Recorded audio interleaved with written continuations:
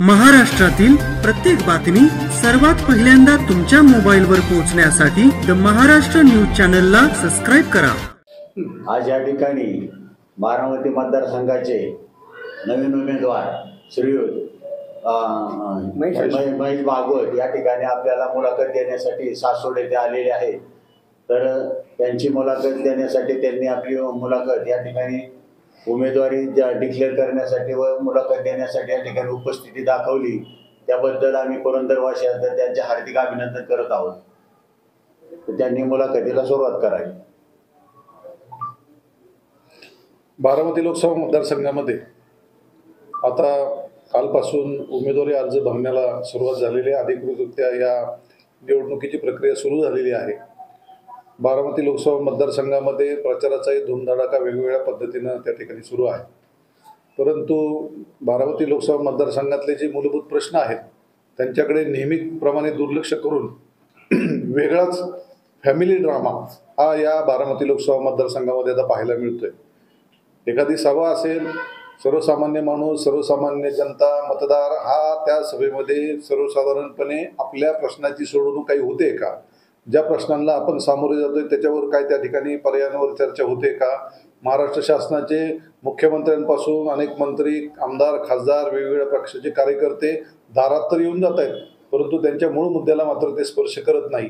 आणि ही परिस्थिती बघितल्यानंतर बारामती लोकसभा मतदारसंघामधले प्रश्न पुन्हा तसेच राहणार का, या एकाच शंकेभोवती आता बारामती लोकसभा मतदारसंघातील मतदार हा संभ्रमात पडलेला आहे। आणि आजची जी पत्रकार परिषद आपण आयोजित केलेली आहे या मूळ मुद्द्यांवर प्रकाश टाकण्यासाठीच त्या ठिकाणी आयोजित केलेली आहे। परवा सासवड या ठिकाणी माननीय मुख्यमंत्री त्याचबरोबर माननीय उपमुख्यमंत्री यांची सभा झाली।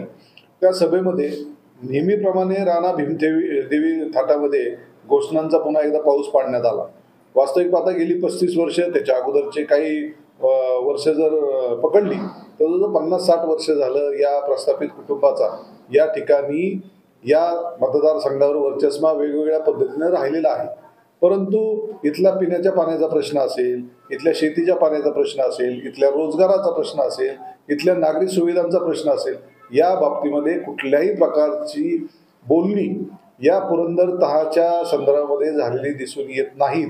आणि हे खऱ्या अर्थानं पुरंदरवासियांचं दुर्दैव आहे। शेवटी निवडणुका येतात, निवडणुका जातात, नेते येतात, आश्वासन देऊन जातात, परंतु जनतेचे प्रश्न जैसे तेच राहतात। तर ही परिस्थिती आता बदलावी लागेल। परवा एक मुद्दा त्या ठिकाणी माननीय उपमुख्यमंत्र्यांनी मांडला की वीर धरणाचा जो विसर्ग ज्यावेळेस सुरू होतो पावसाळ्यात तर तिथलं पाणी आपल्या नाझरे धरणामध्ये त्या ठिकाणी घ्यायचं। वास्तविक पाहता खरं तर त्यांच्याकडे जलसंपदा खातंही होतं, आपल्या पुरंदर तालुक्याकडे जलसंपदा खात्याचा राज्यमंत्रीपदाचा कार्यभार त्या ठिकाणी होता। परंतु पहिल्यांदा ज्यावेळेस माझ्या परिचय पत्रकामध्ये ही योजना मी अगदी नकाशासहित पाडली आणि अतिशय सोप्या शब्दामध्ये सर्वसामान्य माणसाला कळेल अशा शब्दांमध्ये ती योजना त्या ठिकाणी मांडली, त्यावेळेस पुरंदरमध्ये थोडीशी चर्चा या अनुषंगाने सुरू झाली। अरे एवढं सोपं असताना हे आतापर्यंत आपल्यासमोर का कोणी मांडलं नाही। आणि त्याचं कारण एकमेव आहे की कुठंतरी आपल्या भागातल्या लोकांच्या हिताला बाधा पोचते म्हणून पुरंदरवासियांच्या भूमीवर असलेल्या धरणांमधनं सुद्धा पाणी न उचलू देण्याचा एक कृतज्ञपणा ही मंडळी आतापर्यंत करत होती। आणि त्याच्या मागचं खरं राजकारण आणि यांचं खरं बेगडी रूप हे समोर आणल्यानंतर आज त्यांना सासवडला येऊन त्याचं सुतोवाच करावं लागलं। शेवटी ही सगळी भूमिका जी आहे ती कुठेतरी लोकांसमोर आली पाहिजे म्हणून आज या पत्रकार परिषदेच्या निमित्ताने आपल्याला सांगू इच्छितो। हे एक सोपा, अतिशय सोपा विषय त्या ठिकाणी आहे। आपल्या शिवरीच्या ओढ्यापर्यंत जरी त्या ठिकाणी पाईपलाईन आली, अगदी जेजुरीच्या अलीकडच्या भागामध्ये नाही आणता आली तरी सुद्धा नाझरं धरण हे 20-25 दिवसामध्ये भरू शकतं। आणि मला वाटतं की वीरचा विसर्ग किमान तेवढ्या कालावधी पुरता तरी चालू राहत असतो आणि त्याच्यामुळं या भागाचा आटमाई पाण्याचा आणि पिण्याचा कायमचा प्रश्न हा त्या ठिकाणी सोडवला जाऊ शकतो। कारण या पुरंदर असेल, बारामती असेल किंवा अगदी महाराष्ट्राच्या सर्व विभागामध्ये असेल जलमिशनची कामं आता खूप जोरात सुरू आहेत। पण नुसते पाईप आहेत, धुळखात पडलेले पाईप आपल्याला तिथे दिसतात, गाडण्यासाठी खोदलं तरी नुसता धुराळा तिथं फपाटा उधळताना दिसतो, परंतु त्यात पाणी आणणार कुठून हा सगळ्यात मोठाचा लाख मोलाचा प्रश्न त्या ठिकाणी आहे. आणि जनतेचंही मला आश्चर्य वाटतं की वर्षानुवर्षे त्यांना लागलेली ही जी सवय आहे, त्या सवयीला ज्यांनी खतपाणी घातलं त्याच मंडळींना पुन्हा डोक्यावर घेण्याची जर भूमिका काही मंडळी तालुक्यातली घेऊन फिरत असतील तर त्यांना सुद्धा हा जाब विचारायची निश्चित गरज निर्माण झालेली आहे. उद्या तर ह्या राजकारणात, महाराष्ट्राच्या राजकारणामध्ये खूप स्थित्यंतर पुढच्या काळामध्ये घडणार आहेत. म्हणजे उद्या यांची सत्ता राहते की नाही हा प्रश्न आहे. आणि हे आता पुरंदरमध्ये येऊन जर पुन्हा त्याच घोषणा करायला लागल्या. सुपा नावाचं गाव आपल्या तालुक्याला लागून त्या ठिकाणी बारामतीतलं आहे. मागच्या पंचवार्षिकला 2019च्या निवडणुकीमध्ये त्यावेळेस मुख्यमंत्री होते देवेंद्र फडणवीस. त्यांची सभा सुप्याला झाली आणि त्या सुप्याच्या सभेमध्ये देवेंद्र फडणवीस असं म्हटले की माझं नाव देवेंद्र आहे, परंतु भगीरथ बनून मी या भागासाठी विरचं पाणी ही जी योजना सांगतोय मी आता, त्या योजनेचं छोटंसं सुतोवाच म्हणजे मी या पाणी प्रश्नाचा अभ्यासक असल्यामुळं तत्कालीन काही कार्यकर्त्यांनी मला विनंती केली की या भागाच्या पाण्याच्या विषयामध्ये जर काही तोडगा असेल तर तो आम्हाला सांगा, मुख्यमंत्री त्या ठिकाणी सभेमध्ये त्याचं सुतोवाच करणार आहे. आणि आपण ती बातमी सुद्धा काढून बघा. त्या बातमीमध्ये स्पष्टपणे त्यांनी म्हणलंय की पुढच्या 2 वर्षामध्ये काही झालं तरी हे पाणी मी तुम्हाला, भले सत्ता असो किंवा नसो, या बाबतीतली भूमिका ही आमची स्पष्ट आहे आणि या भागाला पाणी देण्याची आमची भूमिका ही त्या ठिकाणी कायम आहे. परंतु 2च दिवसांनी अजितदादांची सभा त्या ठिकाणी झाली. त्यावेळेस ते एकमेकाच्या विरोधात होते.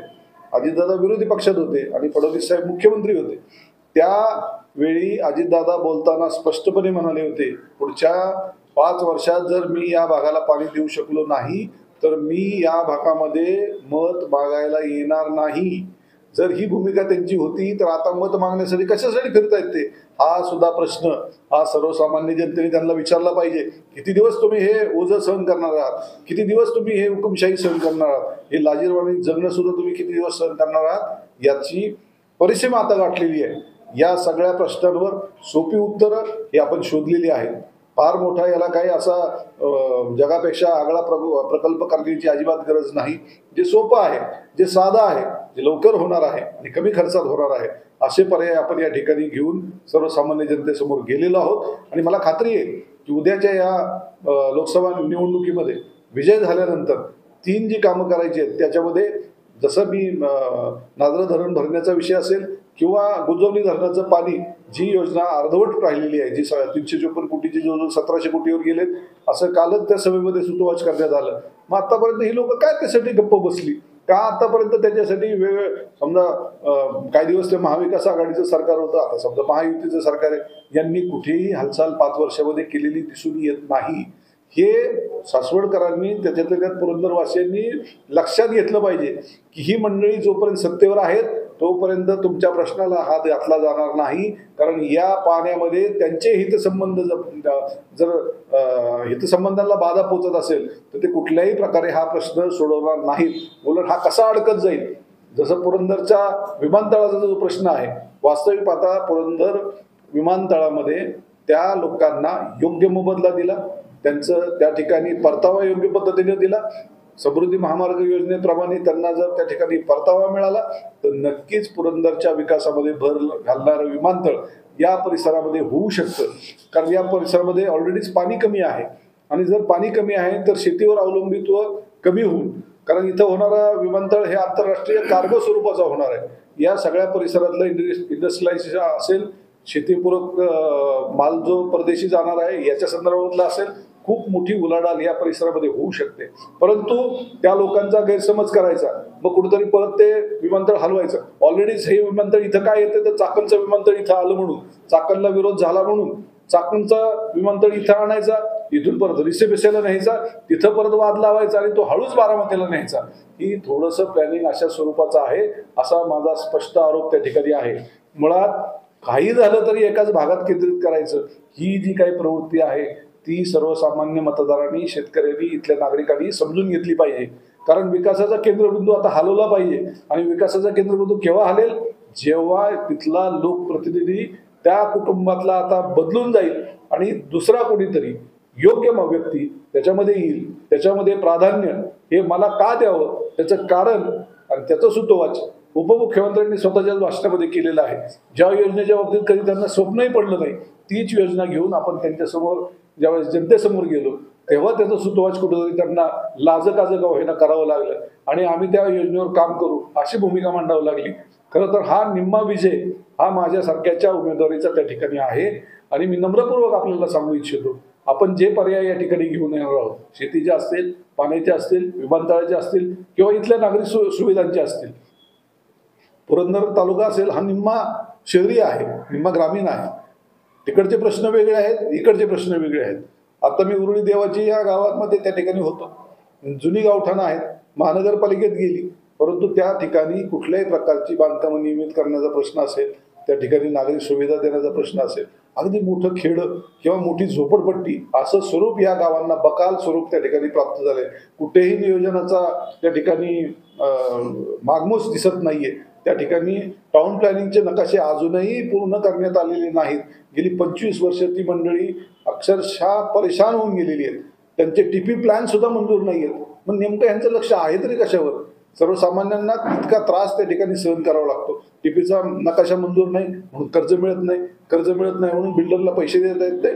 नंतर बिल्डरनी त्यांच्याकडनं पुन्हा फ्लॅट घेणे किंवा चढ्या दरानं खाजगी त्या सावकारीचं व्याज भरून कर्ज काढणे असे प्रकार अनेक त्या ठिकाणी बघायला मिळत आहेत. छोटे छोटे लोक आहेत, छोटे छोटे व्यवसाय करणारे लोक आहेत, ते काही कुणी मध्ये धंदांकेत असं नाही. आज तुम्ही पुण्यात असेल, मुंबईला असेल किंवा महानगर असतील, इथली झोपडपट्टी नियमित करण्यासाठी किती आटापिटा करत आहात. परंतु त्याच धर्तीवर या भागाचा सुद्धा विचार आता प्राधान्यानं करावा लागेल.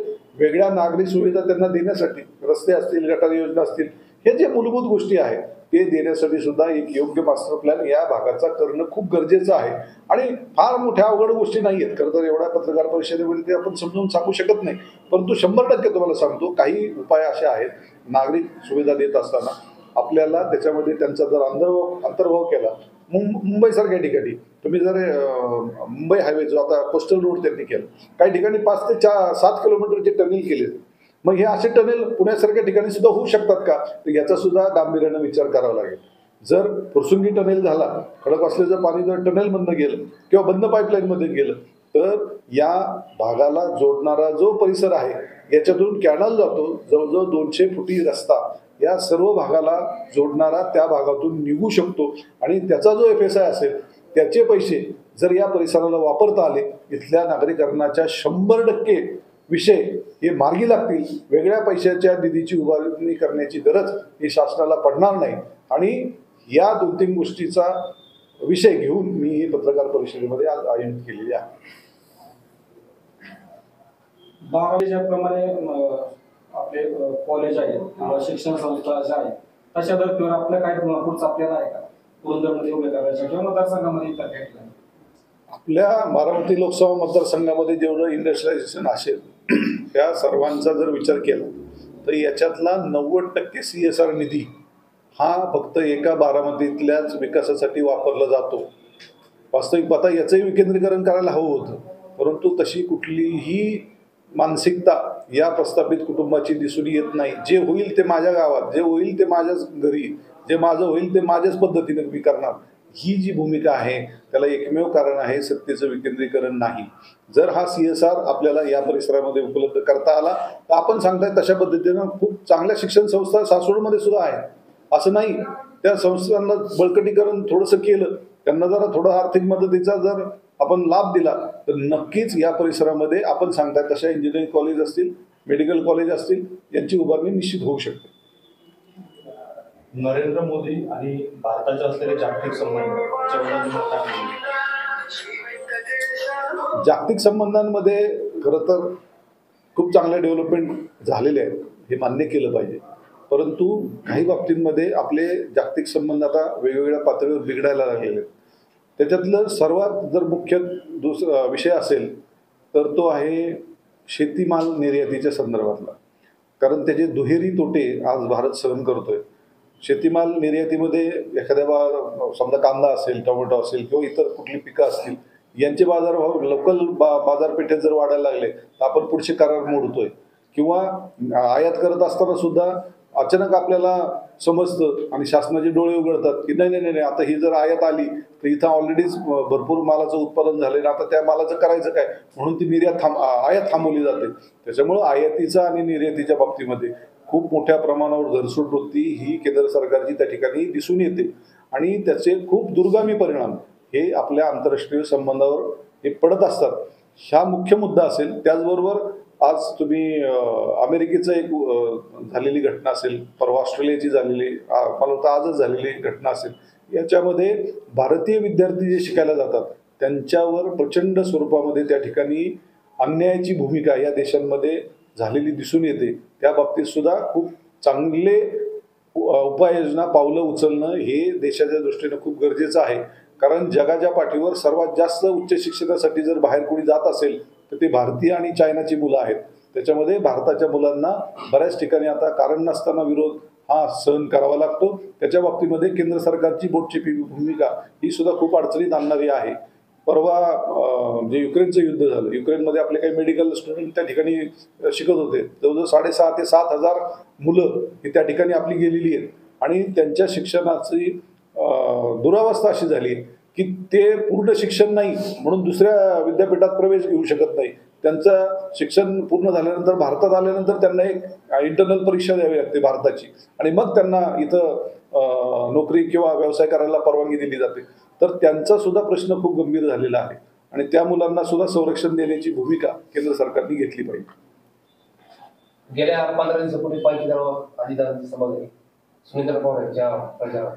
तर दादा असं म्हणले की माझ्या विचारात खासदार तुम्ही निवडून द्या, मी तुम्हाला पाणी आणून देईन. त्याच्याबाबत तुम्ही काय? हा तर मोठा दुर्दैवी भाग आहे. आतापर्यंत गेली 15 वर्ष आपली फसवणूक करूनच मतं घेतली का काय?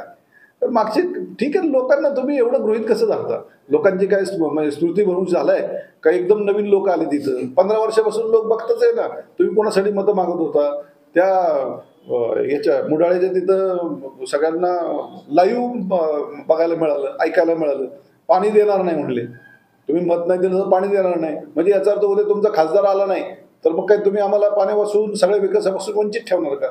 याचा लोकशाहीचा हा गैरअर्थ आहे आणि खरं तर हीच खऱ्या अर्थाने हुकुमशाही आहे आणि तीच जर बदलायची असेल तर उद्याच्या काळामध्ये आपल्याला या बदलाचा निर्णय हा ठामपणे घ्यावा लागेल आणि अशा पद्धतीनं जर कोणी बोलणार असेल तर माझं मत आहे ती तर खूप मोठी दुर्दैवी बाब आहे.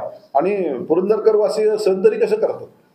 आम्ही पाण्यासाठी धडपडतोय, आपण टँकरने पाणी आणतोय, रोज पाणी आणायचं म्हटलं तर 1200-1400 रुपये खर्च करतोय आणि अशी माणसं येऊन जर आणि त्यात सत्तेत असलेली माणसं संविधानाने ज्यांना अधिकार दिलाय, या महाराष्ट्राचं सरकार चालवण्याचा अधिकार दिलाय, अशी मंडळी येऊन जर म्हणणार असेल की तुम्ही आमचा पसंतीचा खासदार नाही दिला तर आम्ही कामं करणार नाही, असंच याचा अर्थ होतो. म्हणजे याचा अर्थ आतापर्यंत तुमच्या पसंतीचा नव्हता का? म्हणजे तुमचं अंतर्गत जे काही भांडण होतं ते आज नाही तर 15 वर्षापासून चालू आहे असं म्हणायचं का? तुमची पसंती म्हणजे काय? आणि पसंती तर काय तुम्ही निवडली? घरातली एक गृहिणी नाही, त्यांनी त्यांची गृहिणी निवडली. इथं काय कोणाचं शुभविवाहाचे विषय नाहीये मुलगी पसंत करण्याचा. इथल्या मतदारांच्या नेमक्या भावना काय आहेत, त्यांचे प्रश्न काय आहेत, ते प्रश्न जे उमेदवार करणारे लोक आहेत त्यांना समजलेत का? त्यांना हे विषय माहिती आहेत का? उद्या एक लक्षात घ्या, सगळेच विषय काय अजितदादा पवार बघणार नाहीयेत. काही विषय खासदारांशी संबंधित आहेत, दिल्लीचा विषय आहे. मग तिथं मत मांडत असताना थोडंच अजितदादा पवार जाऊन म्हणणार आहेत की हे नाही तिला आता बोलता येत नाही, मी त्या ठिकाणी मत मांडतो. असं नाहीये. संविधानानं त्यांना दिलेला अधिकार वेगळा आहे, यांना दिलेला अधिकार वेगळा आहे. मग जर असं असेल पसंती आणि नापसंती, लोकशाहीमध्ये विरोधी पक्षाचा जरी खासदार असला, विरोधी पक्षाचा जरी आमदार असला तरी संविधानिक जबाबदारी ही राज्य सरकार असेल, केंद्र सरकार असेल, त्यांचे प्रतिनिधी असतील, यांना त्याला सुद्धा न्याय देण्याची भूमिका घेतली पाहिजे. आणि मग कशाचं संविधान तुम्ही सांगता? कशाला डॉक्टर बाबासाहेब आंबेडकरांचं नाव सांगता? जर एवढ्या मोठ्या माणसांची तुम्ही नावं सांगत असाल तर त्याच्या पूर्ण विरोधी चित्र तुम्ही महाराष्ट्रामध्ये निर्माण केले असं त्याचा अर्थ होतो. बारामती लोकसभा मतदारसंघ म्हटलं आणि त्यातल्या त्यात पुरंदर म्हटलं की रोटी कपडा मकान जसं प्रत्येक निवडणुकीमध्ये असतं तसं पाणी, विमानतळ आणि आंतरराष्ट्रीय बाजार हे 3 मुद्दे म्हणजे अगदी ग्रामपंचायत ते लोकसभा निवडणूक याच्यामध्ये चर्चेत असतात. परंतु आता तुम्ही एक नवीन पायंडा पाडू बघताय आणि तुम्ही जसं म्हणताय की प्रस्थापित जे आहेत त्यांना फाटा देऊन तुम्हाला नागरिकांनी किंवा मतदारांनी प्रतिसाद द्यावा आणि तुम्हाला खासदार म्हणून पाठवावं. तर पुरंदरकरांना तुमच्याकडून काय असं तुमचं आहे प्लॅनिंग पुरंदरकरांसाठी की काय तुमच्या डोक्यामध्ये आहे की जर समजा तुम्ही खासदार म्हणून लोकसभेमध्ये गेला तर पुरंदरकरांना काय द्याल? 2 गोष्टींचा अंतर्भाव जर पुरंदरच्या विकासामध्ये झाला आणि तो तात्काळ झाला, त्याच्यातलं पहिलं असेल पाणी आणि दुसरं असेल विमानतळ. त्या लोकांचा विरोध असणं साहजिक आहे. शेवटी आयुष्याची रोजीरोटी आपली जाते का काय असं त्या लोकांना वाटणं साहजिक आहे.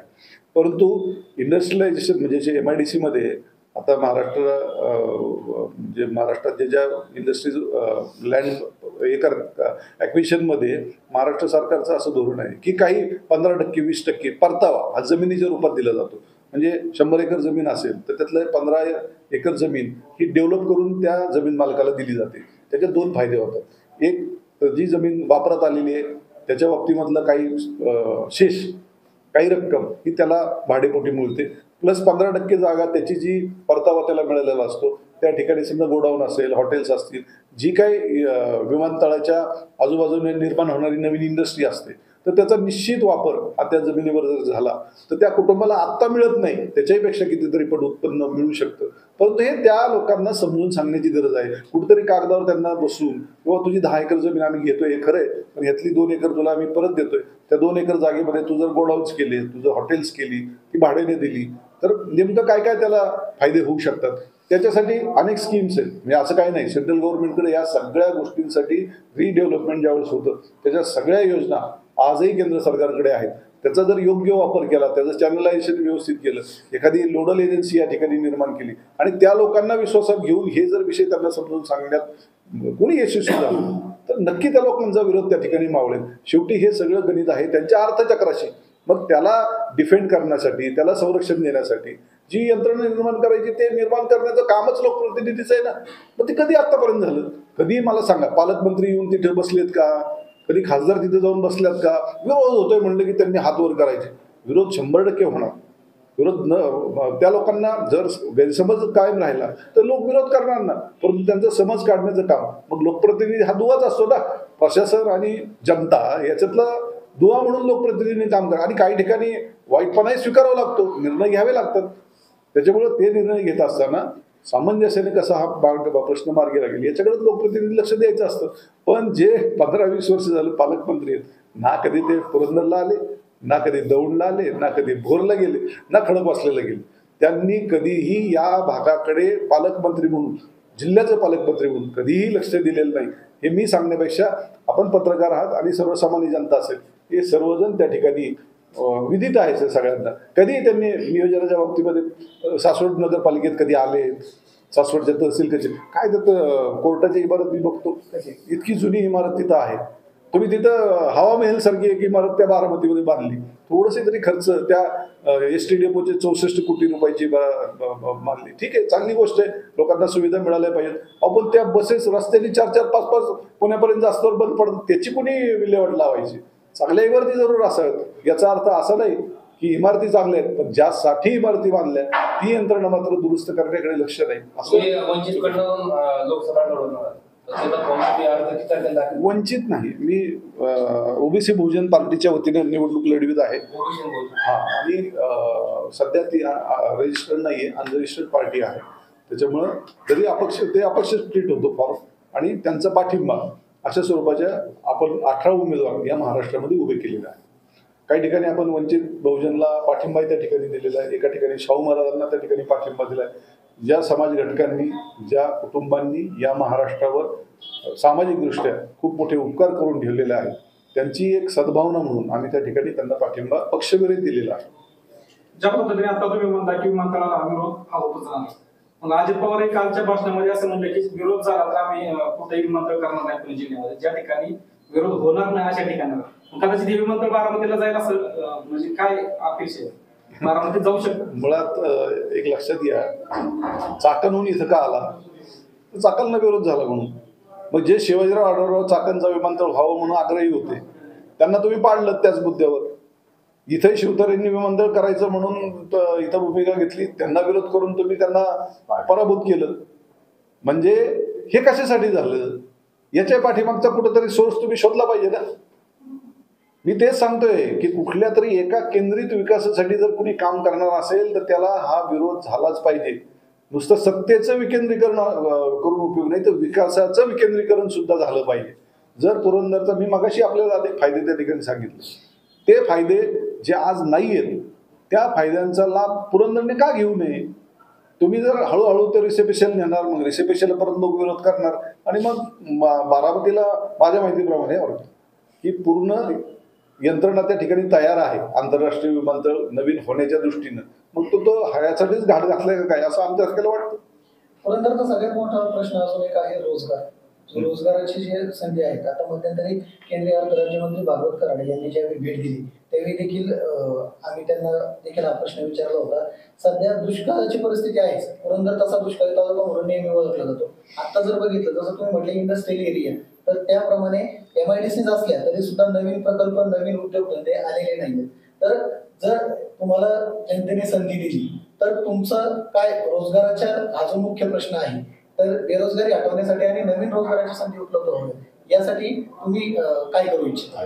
एक लक्षात घ्या, कुठलंही औद्योगिकरण व्हायचं असेल तर 3 गोष्टी त्या ठिकाणी आहेत का हा कुठला इंडस्ट्रीज बघत असतो. पहिलं तो बघतो जागा स्वस्त आहे, दुसरं बघतो तिथं पाणी आहे का, आणि तिसरं बघतो तिथला रोजगार तिथं लोकली उपलब्ध होईल का. कारण त्या 3 फायदे त्याचे असतात. कमी पगारावर थोडी लोक मिळू शकतात, पाण्याची व्यवस्था असेल तर इंडस्ट्री त्या पद्धतीची येऊ शकते, आणि सगळ्यात महत्त्वाचं जमिनीची किंमत. पुरंदरच्या दृष्टीनं हे 3ही प्रश्न लवकरात लवकर मार्गी जर लावायचे. शेवटी एक लक्षात घ्या, कुठल्या स्वरूपाची इंडस्ट्री डेव्हलप होते. समजा जर तुम्ही म्हणला IT पार्क आणायची, पुण्यातून समजा पुणे विमानतळावरून इथं यायचं म्हणलं तर 2 तास जातात. शेवटी IT सेक्टरला जो व्यक्ती असतो त्याचा अशी अपेक्षा असते की आपण आपल्या डेस्टिनेशनपर्यंत लवकरात लवकर पोहोचावं. मग तशी इथं परिस्थिती निर्माण होऊ शकते का, तर त्याचं उत्तर नाहीये.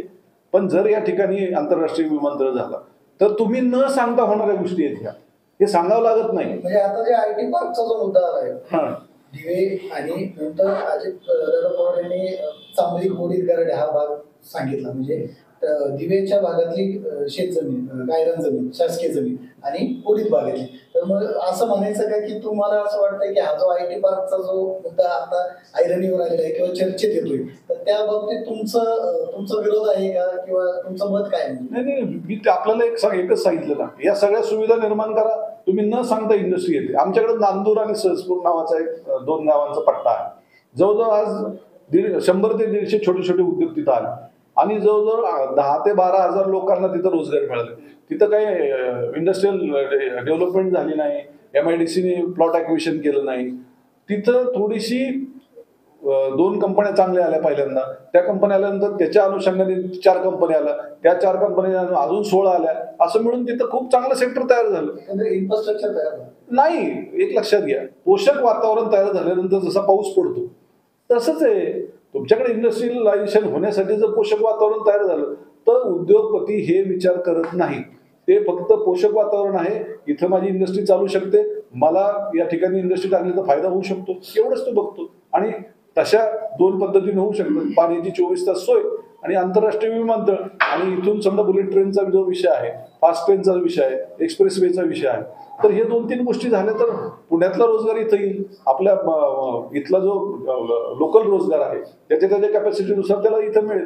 आणि मी सांगितलं तसं जसे ते सेक्टर डेव्हलप केले, 20% परतावा जमिनीच्या रूपात दिला, तर तिथं सुद्धा हॉटेल इंडस्ट्री असेल, गोडाऊन असतील, समजा काही मटेरियल तिथं आलं त्याचं हँडलिंग असेल, ट्रान्सपोर्ट असेल, हॉटेल्स असतील, रेस्टॉरंट असतील, हे सगळं आपोआप त्याच्याने डेव्हलप होतच ना. पण त्याचा फायदा घेण्यासाठी तर पोषक वातावरण निर्माण करणं हीच तर गरज आहे. विजय शिवतरे गेले 1.5 महिना साधारणतः 1 महिनाभर प्रचाराच्या काम घेत होते आणि उभं राहणार असं होतं, आणि अचानक 27 तारखेला त्यांनी युटर्न घेतला. कसं बघतायचं? नाही, त्यांनी तर त्याचं नाव तहाचं दिले. आता तहामध्ये कोण पराभूत झालं आणि कोण विजयी झालं, त्यांच्याही नावात विजय आहे आणि एकाच्या नावात अजित आहे. त्याच्यामुळे अजित कोण राहिलं आणि विजय कोणाचा झाला, खरं तर या दोघांनी एकत्र येऊन सांगणं त्या दिवशी गरजेचं होतं, परंतु त्याचं कुणीच काही सांगितलं नाही. आणि पुरंदर तहाच्या अटी शर्ती याही काही सांगितलं गेलं नाही. मग फक्त स्वतःच मुख्यमंत्री महोदयांनी केलं की पुढचे किल्लेदार विजयराव शिवतारे असतील, हे सगळं मान्य आहे. पण उद्या शिवतरेंना संधी देण्याची खरी मानसिकता ही पवारांची असणार आहे का, हा कळीचा मुद्दा आहे.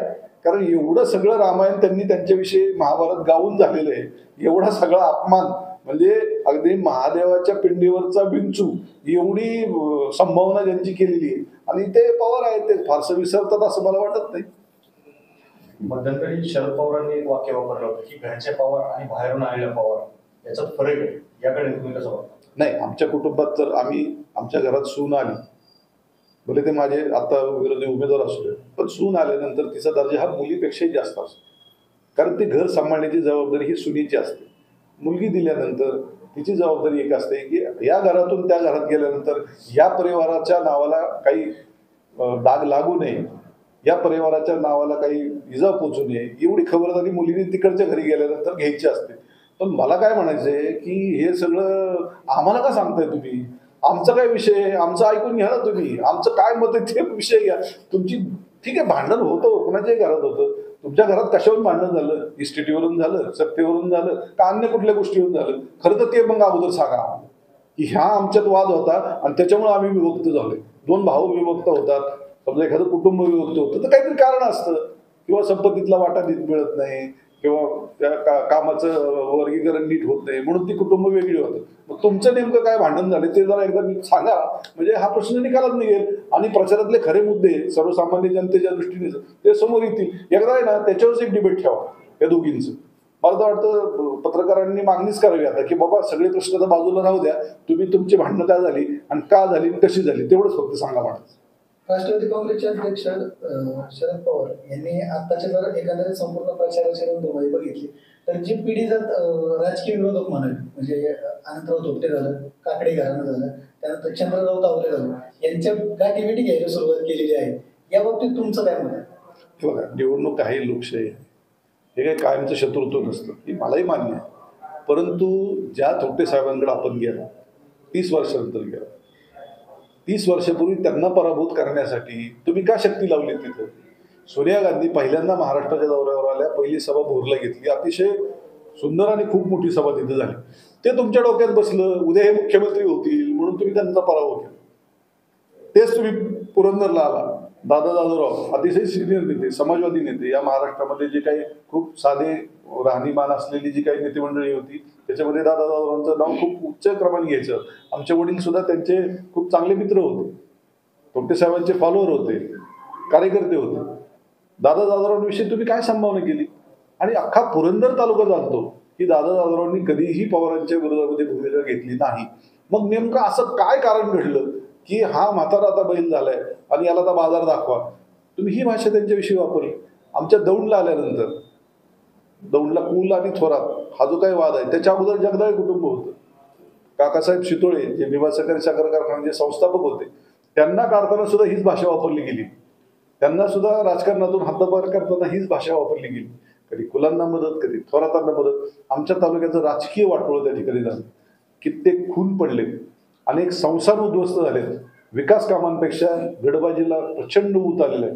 परत आपण इंदापूरला गेलात खाली, इंदापूरला काय वेगळं चित्र आहे. हर्षवर्धन पाटील त्या ठिकाणी खूप हिमतीने काम करत होते, 3-3 साखर कारखाने चालवत होते, वेगवेगळ्या शिक्षण संस्था त्यांनी स्वतः उभे केल्या, एवढं सगळं इन्फ्रास्ट्रक्चर त्यांनी उभं केलं. पण कुठंतरी आता आपल्या स्थानाला धक्का लागतोय म्हणून हर्षवर्धन पाटलांना सुद्धा पराभूत करण्यासाठी वेगळी रणनीती त्या ठिकाणी अवलंबली. परत आपण बारामतीला येऊ, असं समजू नका की बारामतीला त्यांनी ते केलं नाही. ज्या महाराष्ट्रामध्ये सर्वाधिक बाजार देणारा बाजारभाव ऊसाच्या बाबतीमध्ये माळेगाव सहकारी साखर कारखाना द्यायचा, त्या कारखान्याचे चंद्रराव तावरे जे महाराष्ट्रामध्ये सहकार महर्षी म्हणून ओळखले जातात, ज्यांच्याकडे इतक्या आदराने बघितलं जातं आज सुद्धा, त्यांची सत्ता घालवण्यासाठी तुम्ही काय काय केली? आज का जात आहे त्यांच्या दारात? ज्या लोक ही कुठली थोपटे साहेबांनी त्या भोरमध्ये पहिल्यांदा विकासाचा रथ त्या डोंगरी भागामध्ये नेला, साखर कारखाना त्या ठिकाणी काढला. हर्षवर्धन पाटलांचे चुलते शंकरराव भाऊ असतील, स्वतः हर्षवर्धन पाटील असतील, यांनी खूप मोठी मुहूर्तमेढ त्या ठिकाणी सहकाराची रचली. पाण्याविषयी खूप चांगलं काम केलं. दौंडचे आमचे कैलासवासी सुभाषचंद्र कुल हे आमदार होते, त्यांनी त्या परिसरामध्ये खूप चांगलं काम केलं, त्यांना सुद्धा दाबण्याचं काम तुम्ही केलं. मग आज गरज पडल्यानंतर तुम्ही त्यांच्या दारामध्ये कशासाठी जाताय? काय पडलं असं? राजकारण हे सगळं काही देतं असं नाही. मग सगळे विरोधक संपवण्यासाठी आता तुम्ही विभक्त झालाय का काय, अशी शंका आमच्यावर गेली. घरगुती वादासाठी महाराष्ट्र विषयाला धरलाय 100%. या एकाच गोष्टीसाठी महाराष्ट्राचं राजकारण नाही तर महाराष्ट्राची सामाजिक जडणघडण सुद्धा त्या ठिकाणी संकटात आलेली आहे. नुसतं हेच नाही, राजकारणी जाऊ द्या, राजकारणी आज वेगळे राहतील, उद्या एकत्र येतील, हा भाग जाऊ द्या, परंतु महाराष्ट्राची सामाजिक जडणघडण ही सुद्धा खूप मोठ्या प्रमाणावर त्या ठिकाणी बदललेली आहे. त्या ठिकाणी गेल्या 8-9 महिन्यामधलं वातावरण जर आपण पाहिलं, असे भयभीत करणारं वातावरण या महाराष्ट्रामध्ये निर्माण झालं होतं. कुणी केलं? मराठा समाजाचा तरुण आज अतिशय उद्विग्न अवस्थेत आहे. आज राजकारण्यांवर विश्वास राजकारण्यांचा उडालेला आहे. हिची जबाबदारी कुणाची आहे? या सगळ्या गोष्टींचा जाब हा या मंडळींना द्यावा लागेल. ही सगळी सामाजिक जडणघडण जी आहे महाराष्ट्राची, हे पूर्ण त्याचं वाटोळ करण्याची जबाबदारी याच नेते मंडळींना आहे, जी आज तुमच्यासमोर येते. बारामतीमध्ये मिशन कमळ नावाचं मध्यंतरी भाजप प्रचार करत होतं की प्रत्येक तालुक्यामध्ये एक मंत्री, त्याच्या पाठोपाठ लगेच दुसरा मंत्री, खासदार, अशा पद्धतीचे दौरे मिशन कमळच्या अंतर्गत होते. पण ते मिशन कमळ फेल गेले असं मला वाटतं, कारण ऐन टाइमला त्यांनी उमेदवारी राष्ट्रवादीला दिली, वॉशिंग मशीन मध्ये घालून घेतली. काय आता ते मुद्दे सांगायचे. आपल्या सगळ्या लोकांना माहिती आहे हे कशासाठी काय झालं, हे खरं आहे का? इथूनच लोकांनी खरं तर त्याचा विचार केला पाहिजे. हे खरंच भांडतायत का? कारण पवार कुटुंबीय भांडेल ह्याच्यावर कुणाचाही विश्वास बसत नाही, पत्रकारांचा नाही, कार्यकर्त्यांचा नाही. त्याच्यामुळे आज कार्यकर्ते एवढे संभ्रमात आहेत, अरे आज याचं काम करावं तर उद्या तो हे एक झाले तर आपलीच कंबक्ती पहिली भरणार. पहिलं शूटआउट टार्गेट कोण आहेत मला सांग. जे आज ह्यांच्या घरी जाऊन पाया पडतायत ना, ते शूटआउट टार्गेट त्यांचे पहिले असतील राजकीय दृष्ट्या.